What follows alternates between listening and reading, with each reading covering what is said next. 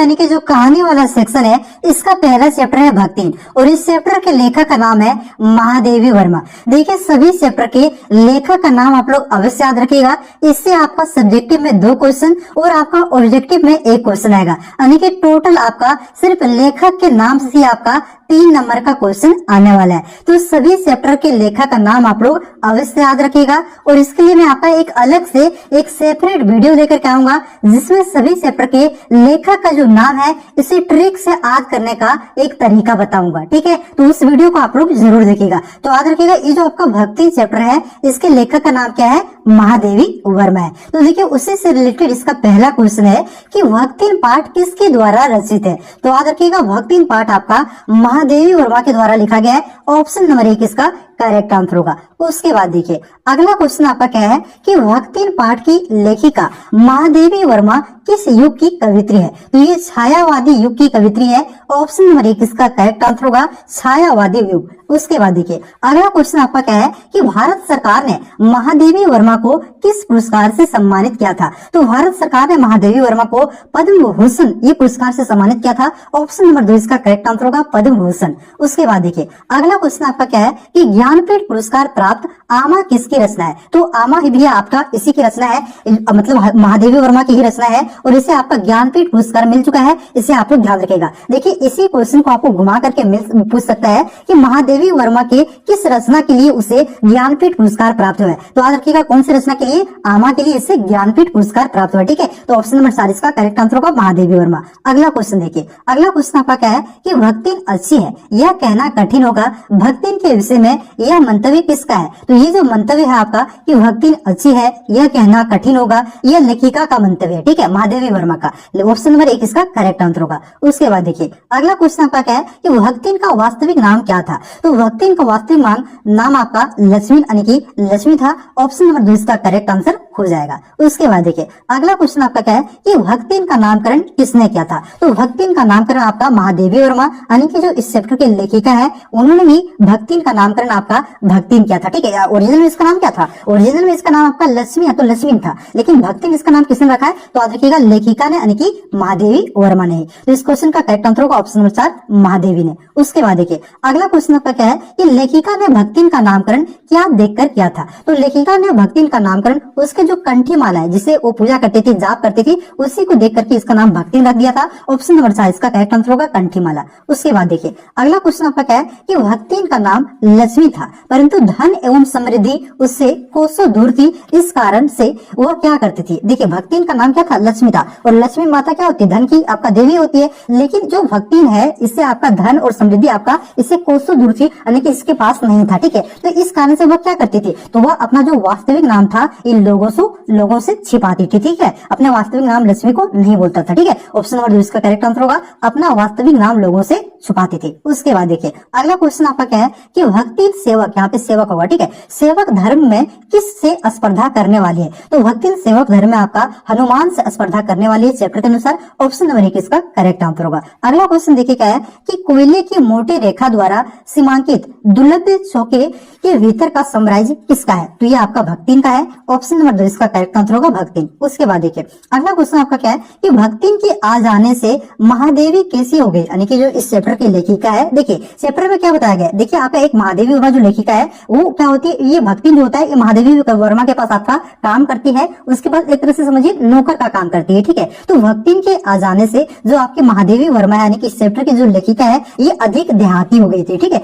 Option number 3 इसका correct answer होगा, अधिक देहाती। उसके बाद देखिए अगला क्वेश्चन आपका क्या है कि भक्तिन महादेवी से कितने वर्ष बड़ी थी। तो भक्तिन महादेवी वर्मा से आपका ये 25 वर्ष बड़ी थी। ऑप्शन नंबर 3 इसका करेक्ट आंसर होगा, 25। उसके बाद देखिए अगला क्वेश्चन आपका क्या है बच्चों कि महादेवी ने भक्तिन के जीवन को कितने परिच्छेदों में विभक्त किया है। तो महादेवी वर्मा ने भक्तिन के जीवन को आपका 4 परिच्छेदों में विभक्त किया है। ऑप्शन नंबर 2 इसका करेक्ट आंसर होगा, 4। उसके बाद देखिए अगला क्वेश्चन आपका क्या है कि भक्तिन में कौन सा भाव प्रबल था। तो भक्तिन में स्वाभिमान का भाव प्रबल था, यानी कि स्वाभिमान का भाव यहाँ पे मजबूत था भक्तिन में। ऑप्शन नंबर 2 इसका करेक्ट आंसर होगा, स्वाभिमान का भाव। उसके बाद देखिए अगला क्वेश्चन आपका क्या है कि भक्तिन का विवाह किस आयु में हुआ था। देखिए पहले के जमाना में आपका बाल विवाह होता था, यानी कि बच्चे में ही विवाह कर दिया जाता था, ठीक है। तो जो भक्तिन के विवाह हुआ था ये आपका 5 वर्ष की आयु में हुआ था। ऑप्शन नंबर 1 इसका करेक्ट आंसर होगा, 5 साल। अगर किसी के भक्तिन को गोना कब दिया गया था, यानी कि देखिए 5 साल में शादी हुआ था, उसके बाद इसे ससुराल कब भेजा गया था, उसी को कहते हैं गोना करना। ठीक है, तो ये आपका 9 वर्ष में इसे ससुराल भेजा गया था, यानी कि इसे गोना किया गया था।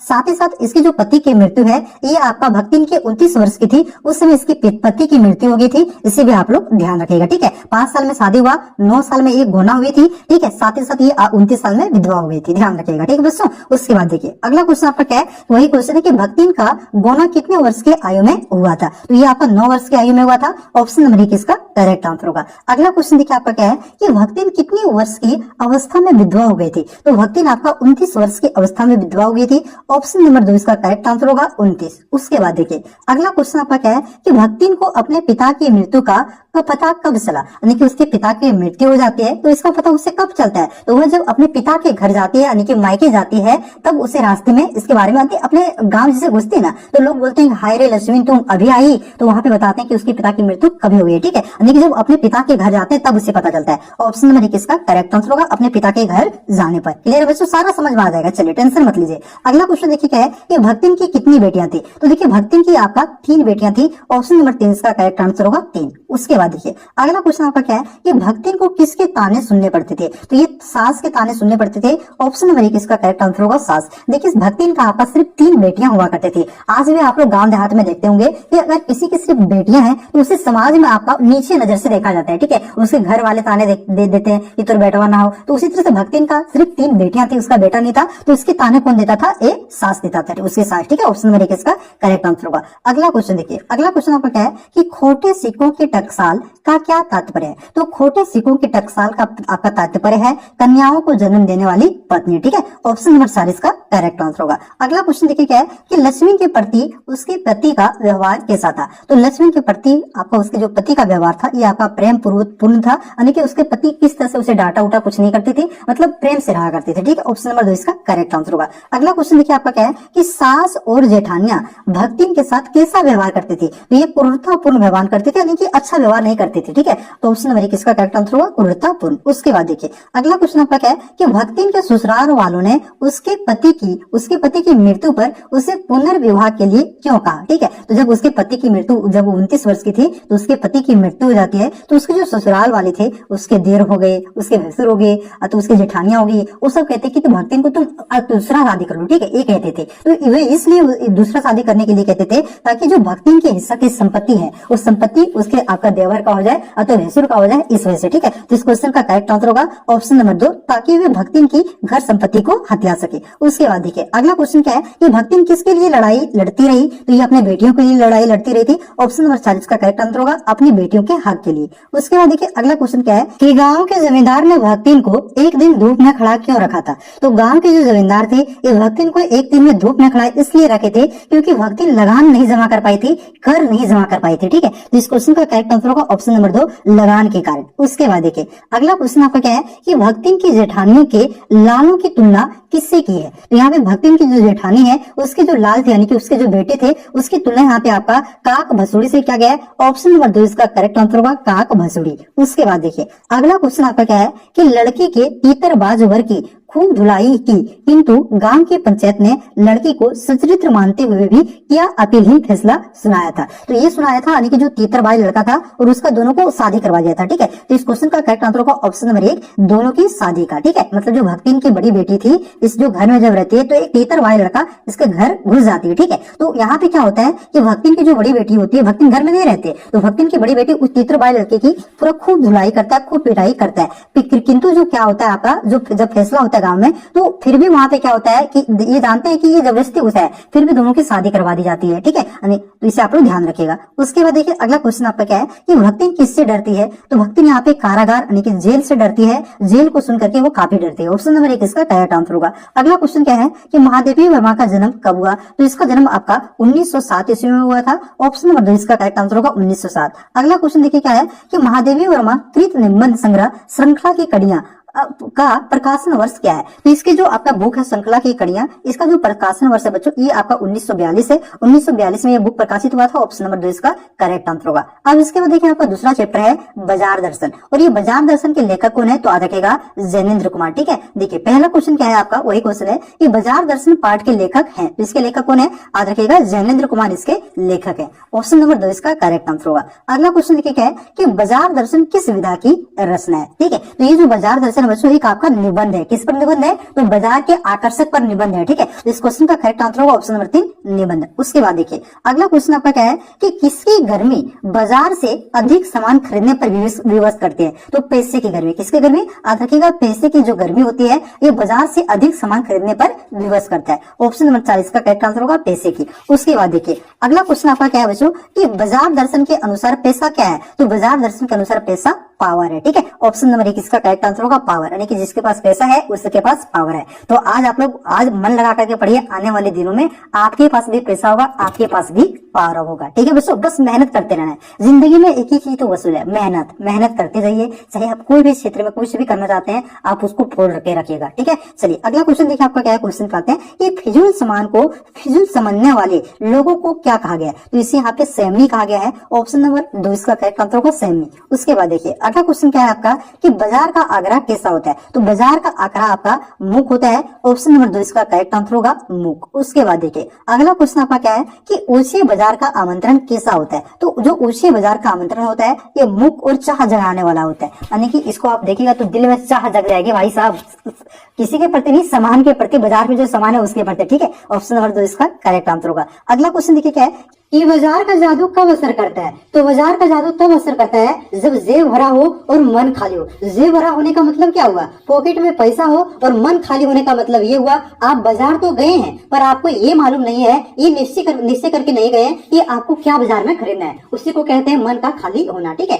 तो जब जेब भरा हो और मन खाली हो तब बाजार का जादू असर करता है। ऑप्शन नंबर 1 इसका करेक्ट आंसर होगा जब जेब भरा और मन खाली हो। उसके बाद देखिए अगला क्वेश्चन आपका क्या है कि सजा धजा बाजार क्या करता है? तो सजा धजा बाजार आमंत्रित करता है कि आओ मुझे लूट लो, लूटो। ठीक है, इस तरह से। ऑप्शन नंबर 4 इसका करेक्ट आंसर होगा। अगला क्वेश्चन देखिए आपका क्या है कि कौन आमंत्रित करता है कि आओ मुझे लूटो और लूटो? तो अभी बताएं ये आपका बाजार आमंत्रित करता है। ऑप्शन नंबर 3 इसका करेक्ट आंसर होगा बाजार। उसके बाद देखिए अगला क्वेश्चन आपका क्या है कि जेब भरे होने पर कैसी खरीदारी खूब होती है? जो बाजार के जादू और बढ़ाती है। मतलब जेब भरे होने की, जब पैसा आपका पास पूरा है तो किस प्रकार की वस्तुओं की खरीदारी होती है? फालतू वस्तुओं का। ठीक है, ऑप्शन नंबर 1 इसका करेक्ट आंसर होगा। अगला क्वेश्चन देखिए अगला क्वेश्चन आपका क्या है कि बाजार का जादू उतरने पर क्या अनुभूति होती है? तो बाजार का जादू जब उतरता है तब अनुभूति होती है कि बाजार आपका आकर्षक था। ठीक है, तो इस क्वेश्चन का करेक्ट आंसर होगा ऑप्शन नंबर 2 बाजार का आकर्षण कम होने लगता है। ठीक है, मतलब कम होने लगता है जब इसका जादू उतरता है। अगला क्वेश्चन देखिए आपका क्या है कि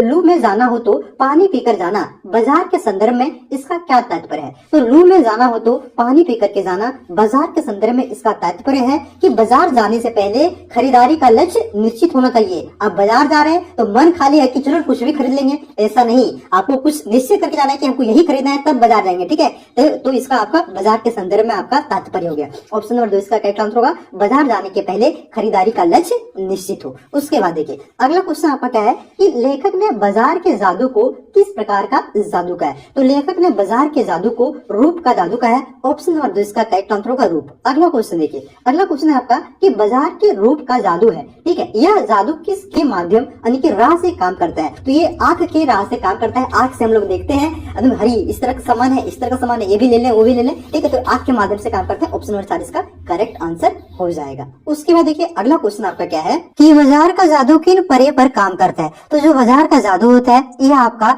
खाली और भरी जेब दोनों पर काम करता है। साथ ही साथ आपका जेब के खाली रहने पर और मन के भरा ना होने पर इस पर भी काम करता है। और जेब भरी हो और इच्छा नहीं है लेकिन मनी पावर के प्रदर्शन का उद्देश्य पर भी काम करता है। तो इस क्वेश्चन का करेक्ट आंसर ऑप्शन नंबर 4 उपयुक्त सभी पर। उसके बाद देखिए अगला क्वेश्चन आपका क्या है कि बाजार का जादू सीट से उतरने के बाद फैंसी चीजें कैसी लगती है? तो जो फैंसी चीजें हैं ये आपका कैसा लगने लगता है? तो ये आपका आकर्षक लगने लगता है। ऑप्शन नंबर 4 इसका करेक्ट आंसर होगा आकर्षक। उसके बाद देखिए अगला क्वेश्चन आपका क्या है कि लेखक बाजार कब ना जाने की सलाह देता है? तो लेखक बाजार तब ना जाने की सलाह देता है जब आपका मन खाली हो। ठीक है, तो इस क्वेश्चन का करेक्ट आंसर होगा ऑप्शन नंबर यहाँ पे आपका ये 3 हो जाएगा। ठीक है, आपने 2 ऑप्शन बढ़ा गया। याद रखिएगा इसका आंसर क्या होगा, जब मन खाली हो तब आपका बाजार न जाने की सलाह लेखक देता है। अगला क्वेश्चन आपका क्या है कि बाजार की सार्थकता किसमें है, तो बाजार की सार्थकता किसमें है, तो इसको जो करेक्ट आंसर होगा आपका ऑप्शन नंबर 3 हो जाएगा, आवश्यकताओं की पूर्ति करने में। ठीक है, उसके बाद देखिए अगला क्वेश्चन आपका क्या है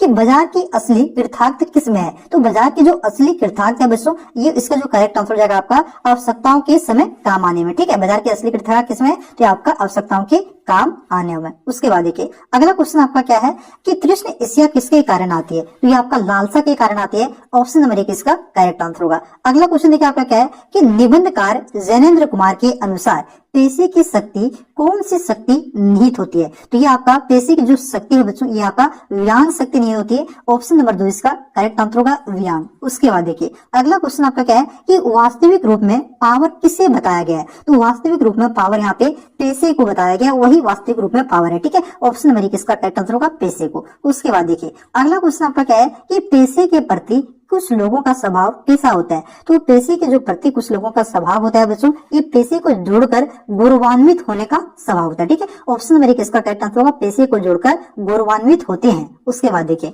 अगला क्वेश्चन आपका क्या है कि परचेजिंग पावर से लेखक का क्या आशय है, तो परचेजिंग पावर से लेखक का आशय है आपका मकान कोठी की ताकत। ठीक है, ऑप्शन नंबर 3 इसका करेक्ट आंसर होगा। अगला क्वेश्चन देखिए आपका क्या है बच्चों कि किसी की समृद्धि को देखकर अपने प्रति हीन भावना पेशे की कौन सी शक्ति है। ठीक है, तो किसी की भी समृद्धि को देख करके अपने प्रति हीन की भावना, अरे भाई उसके पास पैसा इतना है, हमारे पास कुछ नहीं पैसा है, तो इसको क्या कहेंगे, तो इसको आपको व्यांग कहेंगे। ठीक है, ऑप्शन नंबर 4 इसका करेक्ट आंसर होगा व्यांग भावना। उसके बाद देखिए अगला क्वेश्चन आपका क्या है कि बाजार दर्शन निबंध में के चर्चित पात्र भगत जी। ठीक है, इस निबंध में आपका एक पात्र है भगत जी, वो क्या काम करते हैं, तो वो चूरन बेचने का काम करते हैं। ऑप्शन नंबर 3 इसका करेक्ट आंसर होगा चूरन बेचते हैं। अगला क्वेश्चन देखिए क्या है कि चूरन बेचने वाले भगत जी कैसे व्यक्तित्व है, तो ये आपका कैसे व्यक्तित्व है, तो ये आपका संतोषी है। ठीक है, मतलब इस पर बाजार का जादू चल भी नहीं करता, संतोषी व्यक्ति है। ये आपका 6 आना से मतलब कितना भी इसका चूरन रह जाए ये बच्चों में बांट देता है, लेकिन 6 आना इसका हो गया भाई, इससे ज्यादा ही पैसा नहीं कमाता है। ठीक है, तो याद रखिएगा संतोषी व्यक्ति है। ऑप्शन नंबर 1 इसका करेक्ट आंसर होगा।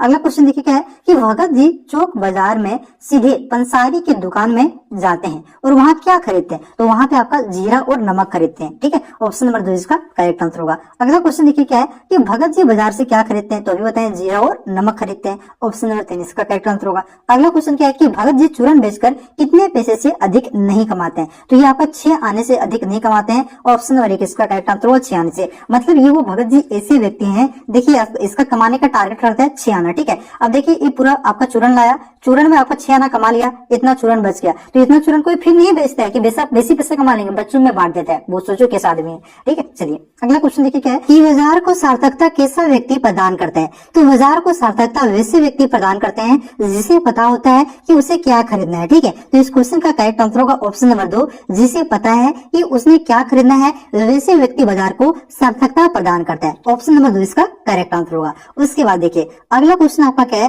कि बाजार को सार्थकता कौन देता है, तो बाजार को सार्थकता वे ग्राहक देते हैं जो आवश्यकता अनुसार वस्तुओं का क्रय करते हैं। ठीक है, तो इस क्वेश्चन का करेक्ट आंसर होगा ऑप्शन नंबर 1, आवश्यकता अनुसार वस्तुओं का क्रय करने वाले ग्राहक बाजार को सार्थकता देता है। ऑप्शन नंबर 1 इसका करेक्ट आंसर होगा। अगला क्वेश्चन देखिए आपका क्या है कि बाजार का बाजारूपन कौन लोग बढ़ाते हैं, तो बाजार का जो बाजारूपन है बच्चों, ये वैसे लोग बढ़ाते हैं जो आपका आवश्यकता के बिना, आवश्यकता है भी नहीं फिर भी फैंसी वस्तुओं को खरीदते हैं, वैसे लोग बाजार का बाजारूपन बढ़ाते हैं। तो ऑप्शन नंबर 2 इसका करेक्ट आंसर हो जाएगा आवश्यकता के बिना फैंसी वस्तुओं को खरीदने वाले। उसके बाद देखिए अगला क्वेश्चन आपका क्या है कि परचेजिंग पावर का गर्व बाजार की किस शक्ति को बढ़ावा देता है, तो परचेजिंग पावर का जो गर्व है बच्चों, ये बाजार का आपका विनाशक शक्ति, साथ ही साथ शैतानी शक्ति और व्यांग शक्ति एवं कपट, यानी कि ये सभी को बढ़ावा देता है। ऑप्शन नंबर 4 इसका करेक्ट आंसर होगा ये सभी। अगला क्वेश्चन देखिए, अगला क्वेश्चन आपका क्या है कि क्या आने से सद्भाव घटता है तथा कपट, शोषण और ठगी बढ़ता है, तो ये आपका बाजारूपन आने से। ठीक है, ऑप्शन नंबर 1 इसका करेक्ट आंसर होगा बाजारूपन। उसके बाद देखिए अगला क्वेश्चन क्या है कि लेखक के अनुसार शोषण करने वाले बाजार का पोषण करने वाला अर्थशास्त्र कैसा है, तो ये आपका अनीति शास्त्र है। ऑप्शन नंबर 2 इसका करेक्ट आंसर होगा अनीति शास्त्र। उसके बाद देखिए अगला क्वेश्चन आपका क्या है कि जैनेन्द्र कुमार रचित प्रसिद्ध मनोवैज्ञानिक उपन्यास कौन सा है, यानी कि इनमें से कौन सा आपका उपन्यास आपका जैनेन्द्र कुमार के द्वारा लिखा गया है, जो कि आपका एक मनोवैज्ञानिक उपन्यास है। तो कौन सा उपन्यास, तो आप लिखिएगा त्याग पत्र। ठीक है, त्याग पत्र किसके द्वारा लिखा गया है? तो जिनेंद्र कुमार के द्वारा लिखा गया। ऑप्शन नंबर 2 इसका करेक्ट आंसर होगा। अब जो क्वेश्चन है बच्चों आपका काले मेघा पानी दे, ठीक है, जिसके लेखक आपका धर्मवीर भारती हैं, इसके क्वेश्चन है और इससे भी काफी महत्वपूर्ण चैप्टर है, इससे भी काफी क्वेश्चन आते हैं। देखिए पहला क्वेश्चन इसका क्या है कि इंद्र सेना आज के युवा वर्ग का प्रेरणा स्रोत बन सकती है? हाँ ना कह न सकते हैं, इसमें आपको जवाब देना है। ठीक है, तो जो आपका इंद्र सेना है आज के युवा वर्ग का प्रेरणा स्रोत बन सकता है। ठीक है, ऑप्शन नंबर का इसका करेक्ट आंसर होगा। अगला क्वेश्चन देखिए आपका क्या है कि काले मेघा पानी दे पाठ के लेखक का नाम क्या है? आसान क्वेश्चन है, क्या नाम है? धर्मवीर भारती। ऑप्शन नंबर का इसका करेक्ट आंसर होगा। अगला क्वेश्चन देखिए क्या है कि इंद्र सेना को लेखक ने क्या नाम दिया है? तो इंद्र सेना को लेखक ने मेढक मंडली नाम दिया है। ऑप्शन नंबर का इसका करेक्ट आंसर होगा मेढक मंडली। अगला क्वेश्चन देखिए आपका क्या है कि इंद्र सेना द्वारा जल का दान मांगने को लेखक क्या कहता है? तो इसे आपका अंधविश्वास कहता है। ठीक है, ऑप्शन नंबर का इसका करेक्ट आंसर होगा अंधविश्वास। अगला क्वेश्चन देखिए आपका क्या है कि इंद्र सेना के किशोर पानी और कीचड़ में लोट पोट कर क्या मांगते हैं? तो ये आपका भगवान से वर्षा मांगते हैं। ठीक है, जब वर्षा नहीं होता तभी ये आप क्या करते हैं, आपका गली में ये निकलते हैं आपका। ठीक है, तो इसका करेक्ट आंसर होगा वर्षा। ठीक है, ऑप्शन नंबर 28 का करेक्ट आंसर होगा वर्षा। देखिए एक यहाँ पे कुछ बच्चे बोलेंगे जल, ठीक है, जल भी हो सकता है, यहाँ पे क्लियर नहीं है क्वेश्चन। क्लियर होगा क्वेश्चन इस तरह पर है आपका कि भगवान से क्या मांग रहे हैं। ठीक है, तो भगवान से इंद्र देवता से आपका वर्षा मांग रहे हैं, लेकिन वहां के जो आपका रोड में बुलबुल के मांग रहे हैं, ये लोगों से पानी मांग रहे हैं, यानी कि जल मांग रहे हैं। ठीक है, तो यहाँ पे इसका जो करेक्ट आंसर होना चाहिए आपका वर्षा होना चाहिए। ठीक है बच्चों,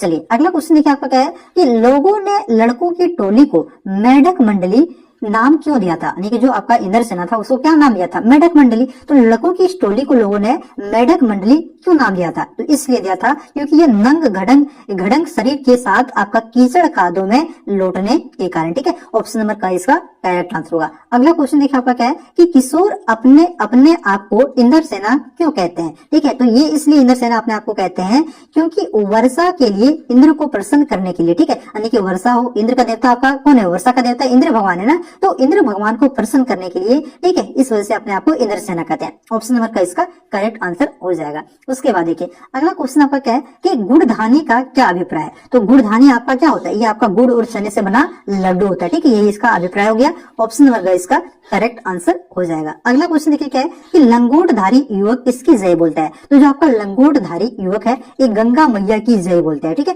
ऑप्शन नंबर 28 का करेक्ट आंसर होगा गंगा मैया की। अगला क्वेश्चन देखिए क्या है कि लेखक बचपन से किससे प्रभावित है? तो ये आपका आर्य समाज से प्रभावित है। ऑप्शन नंबर 28 का करेक्ट आंसर होगा आर्य समाज से। अगला क्वेश्चन क्या है कि लेखक किस सभा का उप मंत्री था? तो ये आपका कुमार सुधार सभा। ठीक है, कुमार सुधार सभा का लेखक यहाँ पे आपका उप मंत्री था। ऑप्शन नंबर 28 का करेक्ट आंसर होगा। अगला क्वेश्चन देखिए क्या है कि जीजी लेखक के हाथों पूजा अनुष्ठान क्यों कराते थे? ठीक है, तो ये आपका लेखक के कल्याण के लिए। ऑप्शन नंबर 28 का करेक्ट आंसर होगा लेखक के कल्याण के लिए जो उसकी जीजी थी, ठीक है, ये उसी के हाथों से, लेखक के हाथों से पूजा अनुष्ठान करवाता था। 12 का ऑप्शन नंबर 28 का करेक्ट आंसर हो जाएगा। अगला क्वेश्चन देखिए आपका क्या है कि जीजी ने इंद्र सेना पर डाले हुए पानी को क्या कहा? ठीक है, तो ये आपका इंद्र देवता को अर्घ कहा। क्या कहा? ये इंद्र देवता को अर्घ कहा। ऑप्शन नंबर 22 का करेक्ट आंसर होगा इंद्र देवता को अर्घ। अगला क्वेश्चन देखिए आपका क्या है कि किन लोगों ने त्याग और दान की महिमा का गुणगान किया है? तो किन लोगों ने? तो ये आपका ऋषि मुनियों ने। याद रखिएगा, ऋषि मुनियों ने आपका त्याग और दान की महिमा का गुणगान किया है।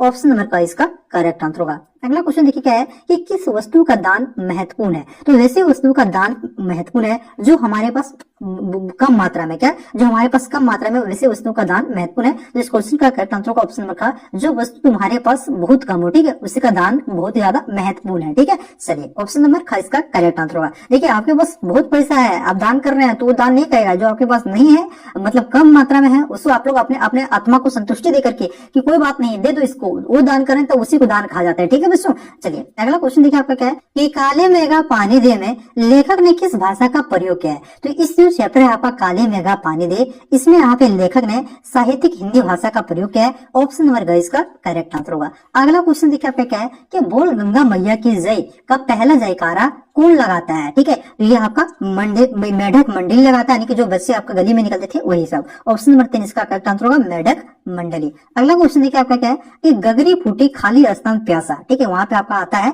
एक कहानी में कवर्ड, एक गगरी फूटी क्या प्यासा रहता है? ठीक है, तो गगरी फूटी बेल प्यासा, इस तरह का आपका वाक्य आता है। ठीक है, ऑप्शन नंबर 40 का करेक्ट आंसर होगा बेल। अगला क्वेश्चन देखिए आपका क्या है कि बच्चों की टोली पानी दे मैया कहकर किस सेना के आने की बात कहती है। ठीक है, तो ये आपका इंद्र सेना के आने की बात कहती है। ऑप्शन नंबर 40 का करेक्ट आंसर होगा इंद्र सेना। उसके बाद देखिए अगला क्वेश्चन आपका क्या है कि आषाढ़ के भयंकर गर्मी से खेतों की मिट्टी सूख कर क्या हो जाता है। तो ये आपका खेतों की मिट्टी सूख करके ये पत्थर का रूप ले लेता है, यानी कि बहुत ही ज्यादा कड़ा हो जाता है। ऑप्शन नंबर 3 इसका करेक्ट आंसर होगा पत्थर। अगला क्वेश्चन देखिए क्या है आपका कि लेखक के बचपन में एक किसके संस्कार थे। तो लेखक यहाँ पे आर्य सामाजिक संस्कार थे, आर्य समाज से जुड़े हुए थे, इससे प्रभावित थे। ऑप्शन नंबर 3 इसका करेक्ट आंसर होगा। अगला क्वेश्चन देखिए क्या है कि लेखक बचपन में किस सभा का उप मंत्री था। तो किस सभा का उप मंत्री था, तो शुरू में क्वेश्चन करवाए जिसके कारण वह अंधविश्वासों का विरोधी था। तो ये आपका कुमार सुधार सभा का उप मंत्री था। ठीक है, याद रखिएगा कुमार सुधार सभा का आपका उप मंत्री था। ऑप्शन नंबर 40 का करेक्ट आंसर होगा।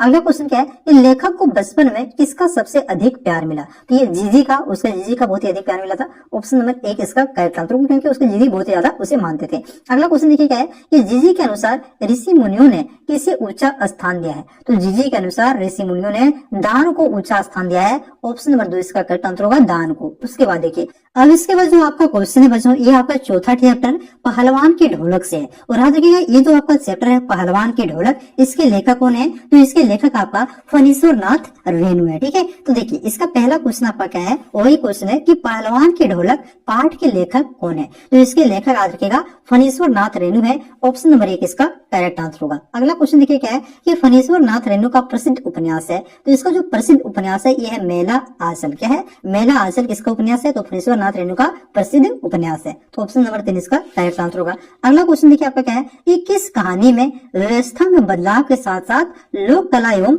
लोक कलाकारों की अप्रासंगिक हो जाने का मार्मिक चित्रण है। तो यही आपका यही चैप्टर में मार्मिक चित्रण किया गया है। ऑप्शन नंबर 2 इसका करेक्ट आंसर होगा पहलवान की ढोलक। अगला क्वेश्चन देखिए आपका क्या है कि पहलवान की ढोलक के मुख्य पात्र पहलवान का नाम क्या है। तो ये जो आपका मुख्य पात्र है ये पहलवान का नाम क्या है, लुटन सिंह। ठीक है, ऑप्शन नंबर 40 का करेक्ट आंसर होगा लुटन सिंह। अगला क्वेश्चन देखिए आपका क्या है कि लुटन सिंह किस उम्र में अनाथ हो गया। तो लुटन सिंह जब आपका 9 वर्ष के रहते हैं, कितने वर्ष के, जब 9 वर्ष के ये लुटन सिंह रहते हैं तभी उसके माता पिता की मृत्यु हो जाती है, यानी कि 9 वर्ष में ये आपका अनाथ हो जाते हैं। ठीक है, तो इस क्वेश्चन का करेक्ट आंसर ऑप्शन नंबर 1 9 वर्ष। उसके बाद देखिए अगला क्वेश्चन आपका क्या है बच्चों, अगला क्वेश्चन आपका है कि लुटन को पाल पोसकर किसने बड़ा किया था। तो लुटन को पाल पोस करके उसकी सास ने, किसने, उसकी सास ने बड़ा किया था। ऑप्शन नंबर 3 इसका करेक्ट आंसर होगा सास ने। उसके बाद देखिए अगला क्वेश्चन आपका क्या है कि लुटन सिंह के सिर पर कसरत की धुन क्यों सवार थी। तो लुटन सिंह का जो शरीर था ये बहुत ही ज्यादा मजबूत था, साथ ही साथ उसके जो सास ने जिसने उसे पाल पोस करके बड़ा किया था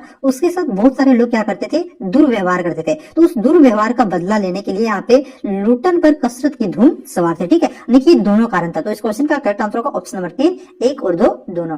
अगला क्वेश्चन देखिए आपका क्या है कि लुटन दंगल देखने कहाँ गया था। तो लुटन आपका दंगल देखने यानी कि मेला देखने के लिए आपका श्यामनगर का मेला गया था। कहाँ गया था दंगल देखने, तो श्यामनगर का मेला गया था। आज रखिएगा ऑप्शन नंबर 1 इसका करेक्ट आंसर होगा। और वहीं पे एक मतलब बड़ा पहलवान को हरा देता है, इसके बाद उसका पूरा नाम हो जाता है। अगला क्वेश्चन देखिए कि एक लुटन ने चांद सिंह पहलवान को कहाँ के दंगल में हराया था। तो एक आपका पहलवान होता है चांद सिंह। ठीक है, ये बहुत ही प्रसिद्ध पहलवान होता है, बहुत ही बढ़िया पहलवान होता है, लेकिन लुटन सिंह यहाँ पे इसको हरा देते हैं। ठीक है, तो लुटन सिंह अब जब बड़ा आदमी तुम हराइएगा भैया तो तुम फेमस हो जाएगा ना। तो लुटन सिंह क्या हुआ, आपका पूरा फेमस हो गया। और कहाँ का दंगल में हराया था, तो याद रखिएगा ये श्यामनगर के दंगल में। ठीक है, अगला क्वेश्चन देखिए क्या है कि दंगल के समय राजमत यानी कि जो राजा का मत था और जो आपका बहुमत था यानी कि वहां के लोगों का सपोर्ट था, ये किस पहलवान के पक्ष में था। तो ये आपका यही चांद सिंह के पक्ष में था। किसके पक्ष में, चांद सिंह के पक्ष में था। इसको कोई जानवर नहीं करता था, लुटन को कोई नहीं जानता था, नया था। ठीक है, एक बार भी गया एकदम चांद सिंह को पटक के आ गया, मतलब हरा के आ गया, तो लुटन फिर भी फेमस हो गया। तो कौन से पहलवान के पक्ष में ज्यादा लोग किसी को सपोर्ट करते थे पहले, तो याद रखिएगा आपका चांद सिंह को। ठीक है, अगला क्वेश्चन देखिए, अगला क्वेश्चन आपको क्या है कि चांद सिंह के साथ हुए मुकाबले में लुटन को कहाँ के मुकाबले, ये कहाँ से मुकाबले की प्रेरणा मिली, कि इसे कहाँ से मुकाबले की प्रेरणा मिला चांद सिंह को से लड़ने का लुटन को। तो ये आपका वहां की जो ढोल की आवाज थी, ये ढोल की आवाज कहता था आजा भिड़ जा, आजा भिड़ जा, मतलब ढोल से इसे प्रेरणा मिला था। ठीक है, ऑप्शन नंबर 2 इसका करेक्ट आंसर होगा ढोल की आवाज। अगला क्वेश्चन देखिए क्या है कि लुटन अपना गुरु किसे मानता था। तो ये ढोलक को ही अपना गुरु मानता था, क्योंकि उसी के आवाज ने उसे प्रेरित किया था लड़ने के लिए। अगला क्वेश्चन क्या है कि विजय लुटन ने अपना गुरु मानते हुए सबसे पहले किसको प्रणाम किया। तो गुरु किसको माना था, ढोल को, तो उसी को प्रणाम किया। ठीक है, ऑप्शन नंबर 3 इसका करेक्ट आंसर होगा। अगला क्वेश्चन देखिए आपका क्या है कि जीते रहो बहादुर तुमने मिट्टी की लाज रख ली, यह कथन किसका है। तो ये कथन वहां के जो राजा साहब थे उसका था। ठीक है, ऑप्शन नंबर 2 इसका करेक्ट आंसर होगा। अगला क्वेश्चन देखिए आपका क्या है कि लुटन सिंह ने दूसरे किसी नामी पहलवान को पटक कर हरा दिया था। तो दूसरी जो आपका नामी पहलवान था, एक और पहलवान था आपका काला सिंह, ठीक है, तो इसको आप कुछ दिन के बाद पटक करके हरा दिया था, तो और भी ज्यादा फेमस हो गया। तो ऑप्शन नंबर 2 इसका करेक्ट आंसर होगा। पहला आपका किसको पटका था, तो चांद सिंह को। दूसरा महत्वपूर्ण पहलवान कौन था, नामी पहलवान था आपका काला खा, ठीक है, दूसरा याद रखिएगा, काला खा को पटक दिया था, ठीक है। अगला क्वेश्चन देखिए कि लुट्टन पहलवान के ऑल इंडिया की सीमा कहाँ तक थी। देखिए जो आपका लुट्टन पहलवान था, ये लोगों क्या क्या कहता था कि ये हमें पूरा जो मतलब जो हमें ना पूरा ऑल इंडिया जानता है, ठीक है। लेकिन ऑल इंडिया का मतलब क्या होता है, पूरा भारत। तो पूरा भारत उसे नहीं जानता था, उसे सिर्फ जिला भर जानता था, और उसी को क्या कहता था, वो ऑल इंडिया कहता था, ठीक है। तो लुट्टन पहलवान की ऑल इंडिया की सीमा कहाँ तक थी, तो जिले तक था। ऑप्शन नंबर 3 इसका करेक्ट आंसर होगा। अगला क्वेश्चन देखिए आपका क्या है कि शेर के बच्चे के नाम से प्रसिद्ध पहलवान का असल नाम क्या था। तो ये शेर के बच्चे के नाम से प्रसिद्ध पहलवान था, इसका असल नाम चांद सिंह ही था। ऑप्शन नंबर 2 इसका करेक्ट आंसर होगा चांद सिंह। अगला क्वेश्चन देखिए क्या है कि चांद सिंह के गुरु का नाम क्या था। तो चांद सिंह के गुरु का नाम था बादल सिंह। ऑप्शन नंबर 3 इसका करेक्ट आंसर होगा बादल सिंह। अगला क्वेश्चन देखिए क्या है कि शेर का बच्चा चांद सिंह कहां से आया था। तो ये आपका पंजाब से श्यामनगर के मेला में दंगल लड़ने के लिए आया था, ठीक है। ऑप्शन नंबर 40 का करेक्ट आंसर होगा पंजाब। अगला क्वेश्चन देखिए आपका क्या है कि किस मेले में चांद सिंह ने पंजाबी और पठान पहलवानों के गिरोह के अपनी जोड़ी और उम्र के सभी पट्टों को पछाड़कर उसने शेर के बच्चे की टाइटल प्राप्त कर ली थी। तो ये बताएं आपका कौन से कहां से पंजाबी और पठानों पहलवानों को कहां पे हराया था, कौन सा मेला में, तो ये आपका श्यामनगर का मेला, ठीक है। ऑप्शन नंबर 1 इसका करेक्ट आंसर होगा। अगला क्वेश्चन क्या है कि लुट्टन के कितने पुत्र थे। तो लुट्टन के 2 पुत्र थे, और दोनों पुत्र के आगे चल के मृत्यु हो जाता है मलेरिया और हैजा से, और कुछ दिन के बाद आपका लुट्टन से भी मर जाता है, ठीक है। चलिए अगला क्वेश्चन देखिए क्या है कि राजा साहब की मृत्यु के बाद लुट्टन पहलवान और उनके दोनों बेटों का दैनिक भोजन वे सुनकर किसने उन्हें दरबार से निकाल दिया। तो राजा साहब की जब मृत्यु हो जाती है तो राजा साहब के जो बेटे होते हैं राजकुमार, ठीक है, तो राजकुमार आते हैं विदेश से पढ़ करके, और ये पहलवान को दोनों अपने दरबार से निकाल देते हैं। उनके खर्च को सुन करके, पहलवान तो पूरा मन खाता है, तो उनके खर्च को सुन करके अपने दरबार से इसे निकाल देते हैं, और उसके जगह पर जो पहलवान वाला आपका खेला होता था ना, उस खेल को हटा करके घुड़सवारी खिला देता है, ठीक है। तो इस क्वेश्चन का करेक्ट आंसर होगा आपका ये किसने निकाल देता है, तो राजकुमार ने। अगला क्वेश्चन देखिए क्या है कि आपका राज दरबार से निकाले जाने पर लुट्टन पहलवान क्या करने लगा। तो ये अपने गांव में आ जाता है, वहां दरबार से निकाल देता है तो अपने गांव आ जाता है, और गांव में क्या करता है, तो गांव में ये अपने जो गांव के युवक है उसे कुश्ती सिखाने लगता है, ठीक है। ऑप्शन नंबर 2 इसका करेक्ट आंसर होगा। अगला क्वेश्चन क्या है कि लुट्टन पहलवान के दोनों लड़के क्या करने लगे। तो दोनों लड़के मजदूरी करने लगते हैं, ठीक है। ऑप्शन नंबर 3 इसका करेक्ट आंसर होगा मजदूरी। अगला क्वेश्चन आपका क्या है कि गांव में अकाल के साथ साथ कौन सी भयानक आपदा आ जाती है। तो मलेरिया और हैजा की आपदा आ जाता है। ऑप्शन नंबर इसका 4 हो जाएगा, ठीक है। इसका 4 करेक्ट आंसर होगा, मलेरिया और हैजा दोनों, यानी कि ये और भी दोनों। उसके बाद देखिए अगला क्वेश्चन आपका क्या है कि कौन सी रात चुपचाप आंसू बहा रही थी। तो ये अंधेरी रात चुपचाप आंसू बहा रहा था। ऑप्शन नंबर 1 इसका करेक्ट आंसर होगा, क्योंकि गांव में आपका इतनी खतरनाक बीमारी आ गई थी ना, मलेरिया हैजा, ठीक है, जो मतलब लोग तुरंत एगो मरता था ना, कि फिर दूसरा घर में 2 को मर गया, इसी तरह उनके रोज मर जाता था इस वजह से। अगला क्वेश्चन देखिए क्या है कि मौत रूपी महामारी के कारण जो सन्नाटा पसरा हुआ था उसे किसका गर्दन तोड़ रहा था। तो ये आपका सियारों का गर्दन, ठीक है। ऑप्शन नंबर 3 इसका करेक्ट आंसर होगा। अगला क्वेश्चन देखिए क्या है कि लुट्टन के दोनों बेटों की मृत्यु किससे हुई थी। तो लुट्टन के जो दोनों बेटों की मृत्यु है ये मलेरिया और हैजा से हुआ था। अगला क्वेश्चन देखिए क्या है, अपने दोनों बेटों की मृत्यु के बावजूद भी लुट्टन क्या बजाता रहा। तो ये ढोलक बजाता रहा था, ठीक है, ढोल। ऑप्शन नंबर 3 इसका करेक्ट आंसर होगा। अगला क्वेश्चन क्या है आपका कि लुट्टन के शिष्य के अनुसार लुट्टन ने अपनी आखिरी इच्छा क्या बताई थी। तो लुट्टन ने अपनी आखिरी इच्छा बताई थी कि जब भी मेरा मृत्यु हो तो चिता के समय ढोल बजा देना, साथ ही साथ मुझे चिता पर चित नहीं लुटाना, पीठ के बल मतलब नहीं लुटाना, ठीक है। तो इसका जो करेक्ट आंसर होगा आपका ऑप्शन नंबर 3 हो जाएगा, 1 और 2 दोनों। अगला क्वेश्चन देखिए आपका क्या है कि रात्रि की विभाषिका को ललकार कर सिर्फ कौन सी चुनौती देती है। तो ये आपका पहलवान की ढोलक। ऑप्शन नंबर 1 इसका करेक्ट आंसर होगा।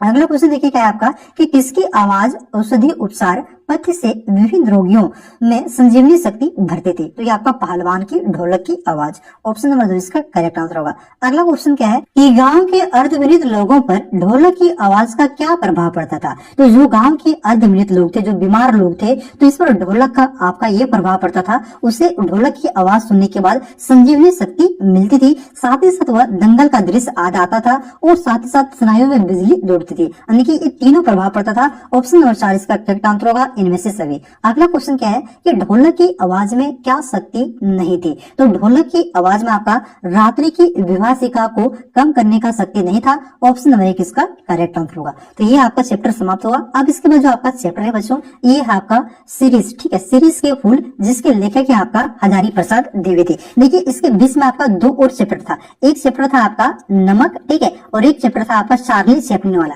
तो ये जो 2 चैप्टर है, नमक और जो आपका चार्ली चैपलिन वाला चैप्टर है, ये 2 चैप्टर को हटा दिया गया है। इसको आपको नहीं पढ़ना है, ये आपके सिलेबस में नहीं है, डिलीट कर दिया है। भले ही आप लोगों ने शर्मा गेस खरीदा होगा, वर्मा गेस खरीदा होगा, उसमें दिया है, लेकिन आप लोगों का इससे क्वेश्चन नहीं आएगा। इस चैप्टर को डिलीट कर दिया है। इससे वीकली टेस्ट में भी क्वेश्चन नहीं आया था, ना ही जो आपका मॉडल पेपर जारी किया गया उसमें 2 चैप्टर से क्वेश्चन है, ठीक है। तो जो डिलीट कर दिया गया उसको यहाँ पे मैं आपको नहीं पढ़ा रहा हूँ, समझ रहे हो ना बच्चों। ऐसा मत छोड़िएगा, सोचिएगा कि सर ने छोड़ दिया, नहीं, सिलेबस से हटा दिया तो क्या पढ़ के फायदा, ठीक है बच्चों। चलिए क्वेश्चन देखिए आपका यहाँ पे, आपका जो सीरीज का फूल है, जो इसके क्वेश्चन आपका क्या है, तो देखिए क्वेश्चन आपका क्या है कि सीरीज के फूल के रचयिता का क्या नाम है, यानी कि इसके लेखक का नाम क्या है। तो अभी बताएं, हजारी प्रसाद द्विवेदी है। इस क्वेश्चन का करेक्ट आंसर ऑप्शन नंबर 4 आचार्य हजारी प्रसाद द्विवेदी। अगला क्वेश्चन देखिए आपका क्या है कि आर्ग बंध किस पेड़ का नाम है। तो ये जो आपका आर्ग बंध है बच्चों, ये आपका अमलतास के पेड़ का नाम है। ऑप्शन नंबर 3 इसका करेक्ट आंसर होगा। अगला क्वेश्चन क्या है कि अमलतास कितने दिनों के लिए फूलता है। तो ये आपका 15 से 20 दिनों के लिए फूलता है। ऑप्शन नंबर 1 इसका करेक्ट आंसर होगा। अगला क्वेश्चन देखिए आपका क्या है कि किस ऋतु के आने पर शिरीष लहक उठता है। तो कौन से ऋतु, तो वसंत ऋतु के आने पर आपका जो शिरीष है ये लहक उठता है। ऑप्शन नंबर 3 इसका करेक्ट आंसर होगा। अगला क्वेश्चन क्या देखिए क्या है कि किस महीने तक शिरीष के फूल मस्त बने रहते हैं। तो ये आपका आषाढ़ महीने तक जो शिरीष का फूल है ये मस्त बना हुआ रहता है। ऑप्शन नंबर 4 इसका करेक्ट आंसर होगा, आषाढ़। अगला क्वेश्चन देखिए क्या है कि शिरीष की डालें कैसी होती है। तो शिरीष की डालें कमजोर होता है। ऑप्शन नंबर 1 इसका करेक्ट आंसर होगा, कमजोर। अगला क्वेश्चन देखिए आपका क्या है कि द्विवेदी जी ने शिरीष के फूल नामक पाठ में संस्कृत के किस महान कवि का उल्लेख किया है। तो यहाँ पे संस्कृत के जो महान कवि है कालिदास, उसका उल्लेख किया है। ऑप्शन नंबर 3 इसका करेक्ट आंसर हो जाएगा। अगला क्वेश्चन देखिए आपका क्या है बच्चों कि धारा को परमान यही तुलसी जो फरासो झरा, ठीक है, जो बरासो बुताना, यह कथन किस कवि का है। तो ये कथन आपका तुलसीदास का है। ऑप्शन नंबर 3 इसका करेक्ट आंसर होगा। अगला क्वेश्चन देखिए क्या है कि मेघदूत किस कवि की रचना है, ठीक है। तो मेघदूत किसके द्वारा लिखा गया है। तो ये आपका कालिदास के द्वारा।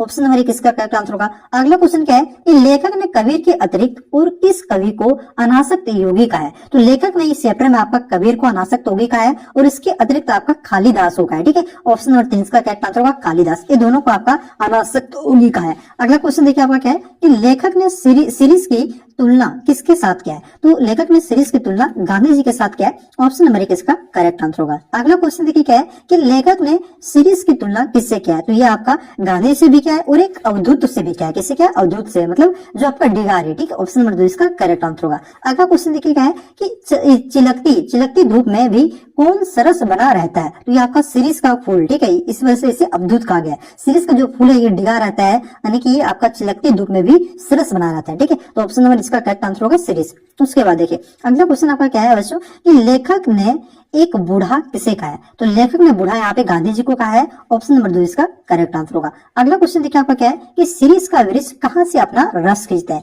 तो यहाँ पे इस चैप्टर में बताया गया है कि लेखक को किसी ने बताया कि जो आपका शिरीष का वृक्ष होता है, कोई भी वैज्ञानिक ने बताया है उसे, ये शिरीष का जो वृक्ष होता है ये आपका वायुमंडल से रस खींचता है। ऑप्शन नंबर 3 इसका करेक्ट आंसर होगा, वायुमंडल से।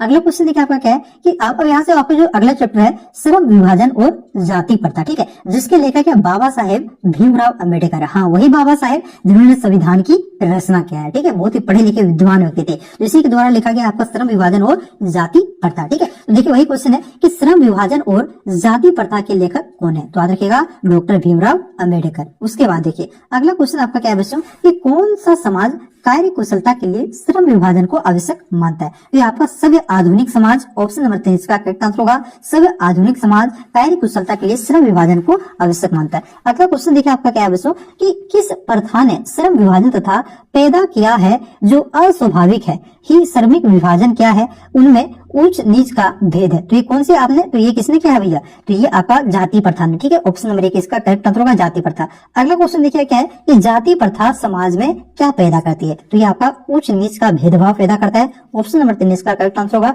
उच्च नीच का भेदभाव। अगला क्वेश्चन देखिए क्या है कि सिर्फ किस देश में जाति प्रथा उच्च नीच के भेदभाव करती है। ठीक है, तो 21 देश में सिर्फ हमारा भारत में, ठीक है, भारत में आपका जाति प्रथा ऊंच नीच और किसी देश में नहीं। ऑप्शन नंबर 40 का करेक्ट आंसर होगा भारत। अगला क्वेश्चन देखिए क्या है कि जाति प्रथा से व्यक्ति को कौन सा पैसा मिलता है। तो जाति प्रथा से व्यक्ति को पैतृक पैसा मिलता है, यानी कि जाति प्रथा में देखिएगा ठाकुर का बेटा ठाकुर का काम करता है, जाति प्रथा होने की वजह से आपका कुम्हार का बेटा कुम्हार का काम करता है। ठीक है, इसी प्रकार से पैतृक काम। तो ऑप्शन नंबर 20 का करेक्ट आंसर होगा पैतृक पैसा। ठीक है, अगला क्वेश्चन देखिए आपका क्या है कि पैसा परिवर्तन की अनुमति ना देकर जाति प्रथा भारत में किसका प्रमुख एवं प्रत्यक्ष कारण बनी हुई है। तो ये पैसा की अनुमति, पैसा में परिवर्तन, यानी कि कोई ठाकुर का काम कर रहा है तो उसमें परिवर्तन करके वो दूसरा काम नहीं कर सकता है, तो इसमें जो परिवर्तन की अनुमति ना दे करके जो भारत की जो जातीय प्रथा है ये भारत में किसका प्रमुख और प्रत्यक्ष कारण है, तो बेरोजगारी का। ऑप्शन नंबर 2 इसका करेक्ट आंसर होगा बेरोजगारी। अगला क्वेश्चन क्या है कि लेखक ने भारतीय समाज में बेरोजगारी और भूखमरी का क्या कारण बताया है। तो इसका कारण बताया है यहाँ पे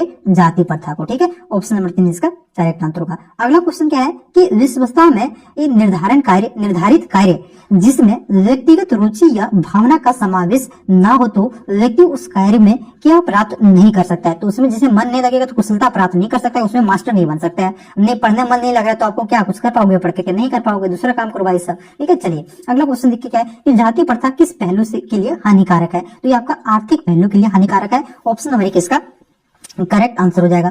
अगला क्वेश्चन देखिए क्या है कि जाति प्रथा स्वाभाविक प्रेरणा रुचि व आत्मशक्ति को दबाकर उसे क्या बना देती है। तो याद रखिएगा जाति प्रथा स्वाभाविक प्रेरणा रुचि व आत्मशक्ति को दबा करके ये उसे क्या कर देते हैं, निष्क्रिय कर देते हैं। ठीक है, ऑप्शन नंबर 3 इसका करेक्ट आंसर होगा। अगला क्वेश्चन क्या है कि जब व्यक्ति दिल और दिमाग से काम नहीं करता तब काम में क्या प्राप्त नहीं होता है। तो जब दिल और दिमाग से कोई काम नहीं करेगा, मन से काम नहीं करेगा, तो क्या उस काम में कुशल बन पाएगा, मास्टर बन पाएगा, नहीं बन पाएगा उस काम में मास्टर। ठीक है, यानी कि मतलब उसी तरह से काम करेगा, मतलब नौसिखिया जैसा। ठीक है, तो इस क्वेश्चन का करेक्ट आंसर होगा कुशलता प्राप्त नहीं कर पाएगा। ऑप्शन नंबर 2 इसका करेक्ट आंसर होगा। एक बच्चों अभी तक जो वीडियो को लाइक नहीं किया तो वीडियो को लाइक कीजिए। यहाँ पे देखिए टाइम रात को 1:25 हो रहा है और मैं आपके लिए वीडियो बना रहा हूँ। तो इतना मेहनत अगर हम रात को 2-2 बजे तक जग करके आपके लिए मेहनत कर रहा हूँ, ताकि देखिए हिंदी कोर का ज्यादा टीचर वीडियो नहीं बनाता। क्यों नहीं बनाते? क्योंकि विद्यार्थी नहीं हिंदी कोर का, अधिकतर विद्यार्थी आपका इंग्लिश कोर और हिंदी इलेक्टिव रखते हैं। तो कोई बात नहीं, मैंने बोला था, आपसे वादा किया था कि मैं आपका सिलेबस कंप्लीट कराऊंगा और ऑब्जेक्टिव और सब्जेक्टिव का